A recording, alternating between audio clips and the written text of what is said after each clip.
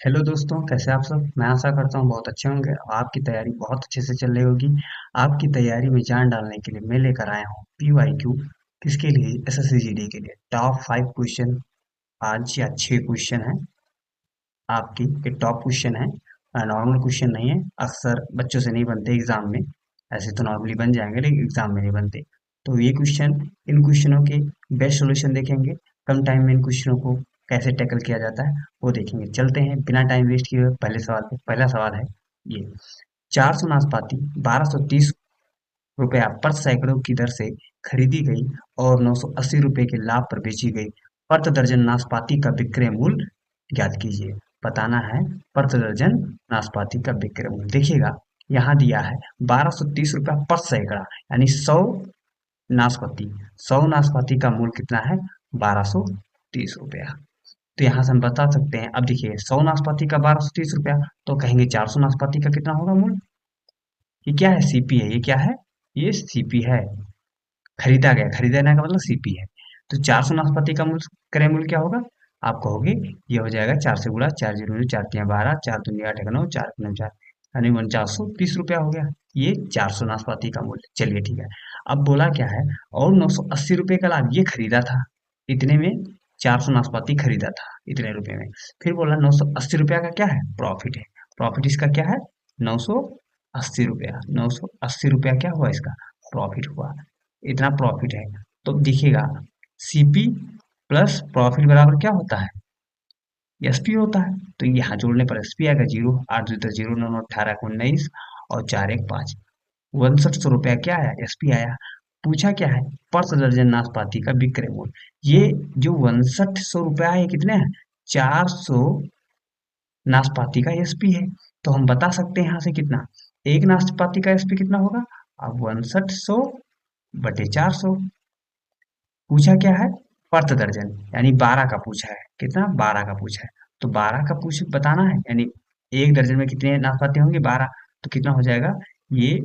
6100, यानी 61/4 गुणे 12 कितना होगा? 12। 4 करने 4, 4 तिया 12, 3 9 27, 3 5 15 2 17, कितने आया? 177। तो ऑप्शन नंबर ए।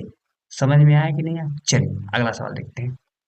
अगला सवाल है, पिंकी, चिंकी और रीमा ने एक काम शुरू किया और रीमा ने 4 दिन बाद काम छोड़ दिया। जब काम का 46% पूरा हो गया और फिर काम 9 और दिन में पूरा हुआ, रीमा अकेले काम को कितने दिन में पूरा कर सकती है? देखिएगा, मैं एक लाइन ड्रॉ करता हूँ।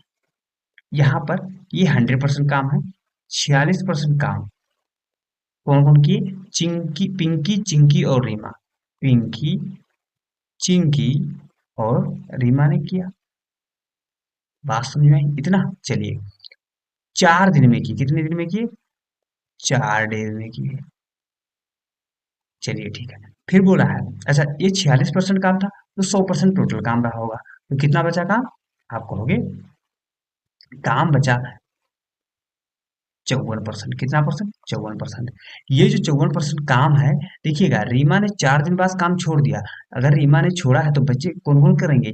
पिंकी और चिंकी इस काम को कितने दिन में कर रहे हैं? पूरा हो गया।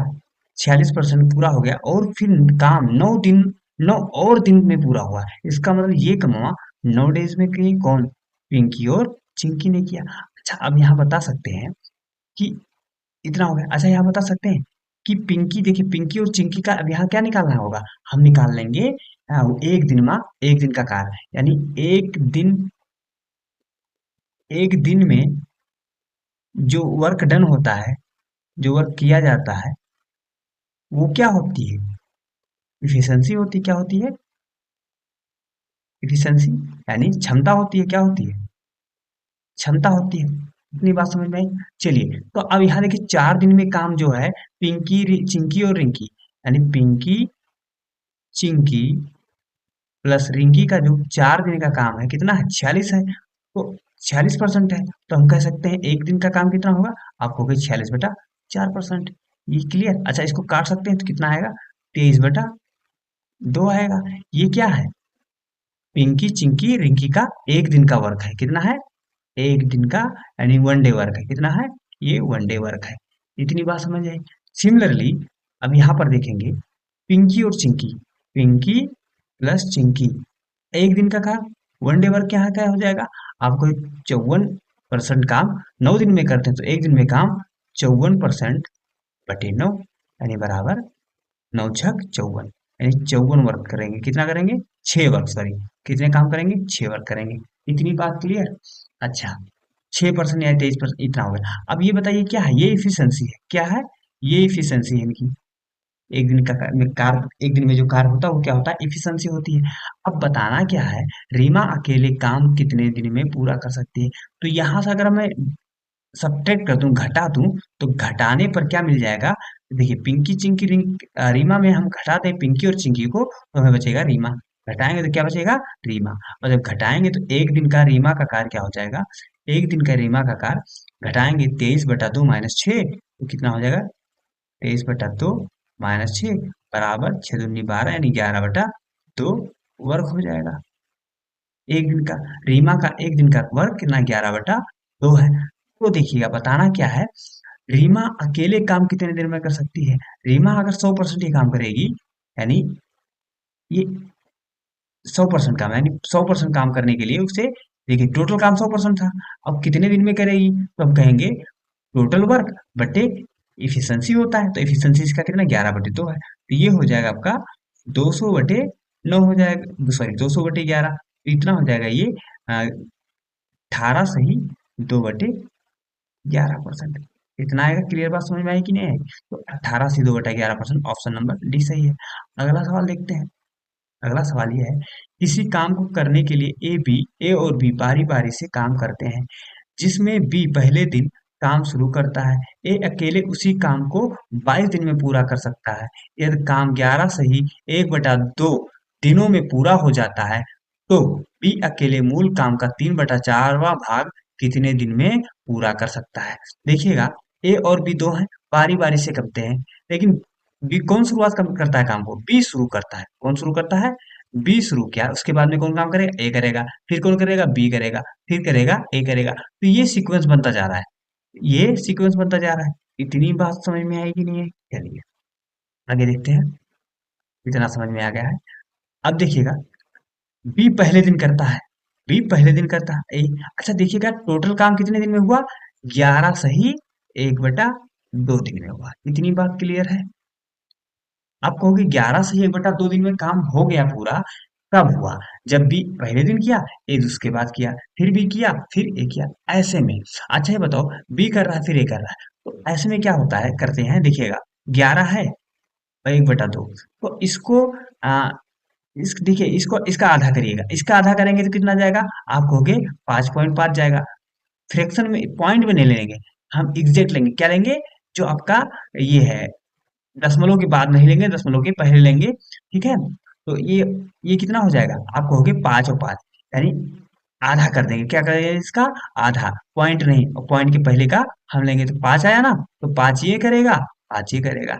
अब देखिए 5 5 कर लिए 10 हो गया, अब किसकी बारी आएगी, आप कहोगे बी की बारी आएगी, फिर उसके बाद में कितना काम बचा है, तो 11 तो हो गया, अब बचा कौन, आधा काम, तो ये करेगा कौन, ये करेगा।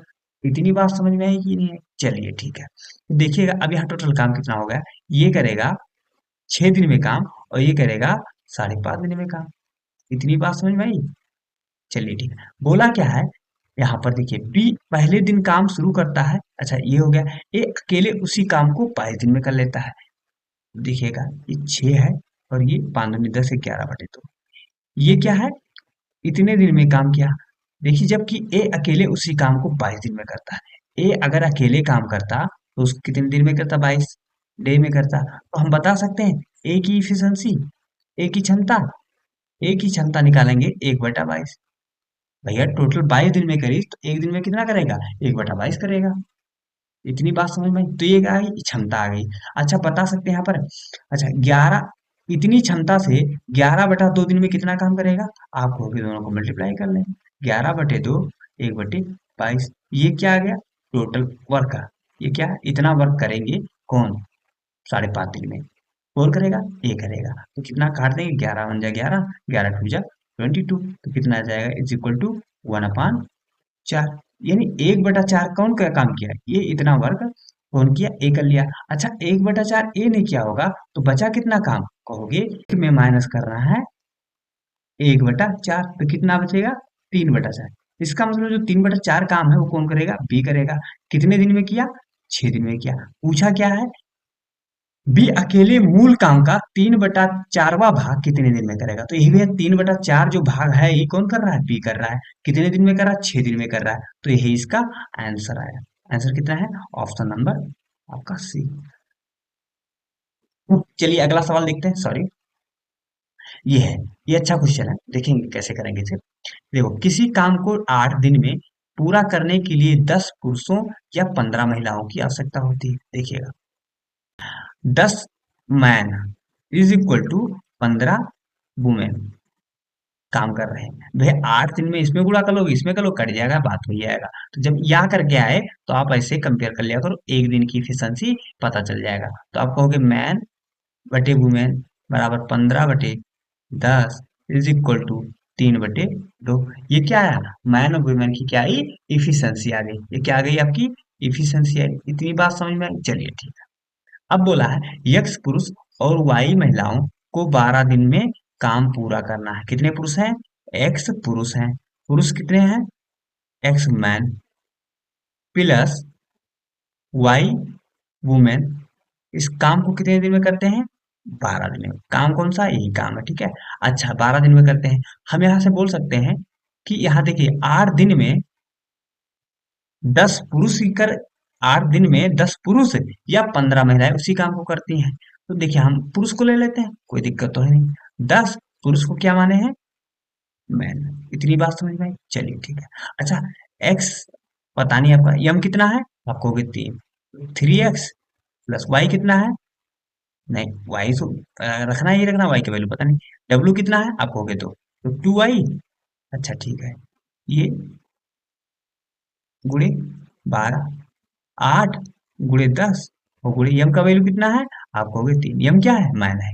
अच्छा, कुछ कट रहा है, 3 1 जा 1, 3 4 जा 12 होता है। अच्छा, 4 1 जा 1, 4 2 जा 8, तो क्या आया, 3x plus 2y is equal to 10 दूना 20। तो ऑप्शन नंबर कौन सा सही, 3x plus 2y is equal to 20, option number C सही है। समझ में आया कि नहीं आया, चलिए अगला सवाल। अगला सवाल ये है, परवीन के पास 1612 रुपया, इनमें से इसे अपने बेटे ऋषि और शान में बांट दिया और उन्हें इसे 8% वार्षिक चक्रवृद्धि ब्याज दर पर निवेश करने को कहा। यह देखा गया कि ऋषि और शान को क्रमशः 17 और 18 साल बाद समान राशि मिली। परवीन ने ऋषि को कितनी राशि मिली। ध्यान दीजिएगा, यहाँ ये तो बताया नहीं कि इतने साल की उम्र पे इन्हें इतना रुपया दिया जा रहा है और इतने साल बाद कितना हो जाए, ऐसा कोई तो बोला नहीं। इसमें इतना ही बोला है 17 साल और 18 साल के जब ये होंगे तो कितनी कितनी राशि उन्हें मिलेगी। तो सिंपल सा, 17 से 18 क्या हो रहा है, एक 17 साल, एक 18, तो 17 से 18 हो रहा है। इसका मतलब एक ईयर का गैप है। कितने ईयर का गैप है, एक ईयर का गैप है। इतनी बात समझ आई, चलिए ठीक है। जो 8% क्या है, 8% का रेट है, तो 8% का फ्रैक्शन कितना होगा, आप कहोगे 2/25 होगा। इतनी बात समझे। इसका मतलब कोई राशि 25 थी, 25 से 27 हुई है।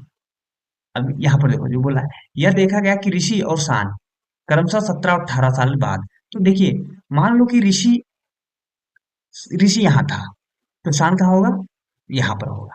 बात सही। ऋषि का अगर 17 साल पे इतनी है आ, राश है, तो 18 साल पे उसका शान का इतना हुआ। इतनी बात समझ में आई। तो ये क्या इसका है, ऋषि का है, और ये शान का है।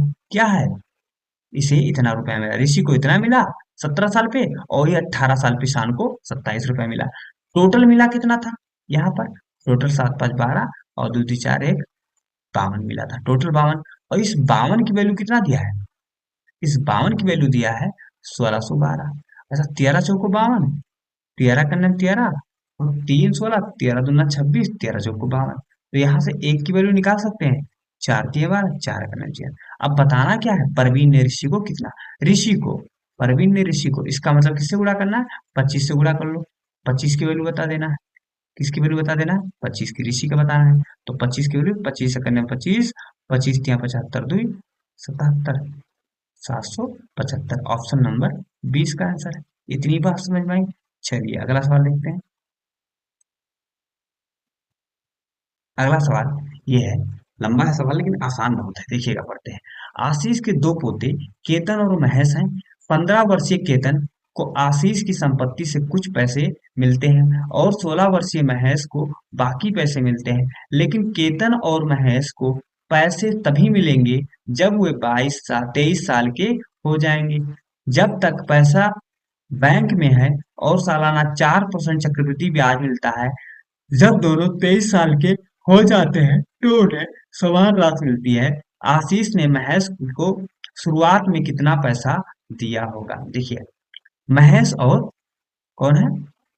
केतन। कौन है? केतन और महेश। कौन? दो बंदे हैं, एक केतन है, एक महेश है। बोला है 16 वर्षीय महेश को बाकी पैसे मिलते हैं, लेकिन केतन और महेश के पैसे तभी मिलते हैं जब वे 23 साल के हो जाएंगे। दोनों 23 साल के जब हो जाएंगे तभी उन्हें पैसा मिलेंगे। देखिए, 15 वर्षीय केतन, केतन कितना साल का था? 15 साल का। और महेश कितने साल का था? महेश 16 साल का। जब ये दोनों 23 साल के होंगे तब इन्हें समान राशि मिलेगी। क्या मिलेगी? समान राशि मिलेगी। अच्छा ये बताओ, समान राशि मिलेगी तो हम कह सकते हैं 15 और 8 23, और यहाँ 16 7 23। इतनी बात समझे? यानी ये इसे 8 साल लगे और इसे 6 साल लगा होगा। अच्छा, इन दोनों में जो डिफरेंस है कितने का है? 1 साल का। कितने का है? 1 साल का। 1 ईयर का डिफरेंस है। इसका मतलब ये 4% का रेट क्या होता है? 4% का रेट का जो फ्रैक्शन होता है बेटा, 25 होता है। 1 साल पे देखेंगे क्या हो रहा है। ये 25 था तो यहाँ हो जा रहा है 26 हो जा रहा है। इतनी बात समझ में आई कि नहीं? यानी 25 से 26, यानी जो 1 साल का डिफरेंस है, इसका एक का एक 25 रहा होगा, एक का 26 रहा होगा।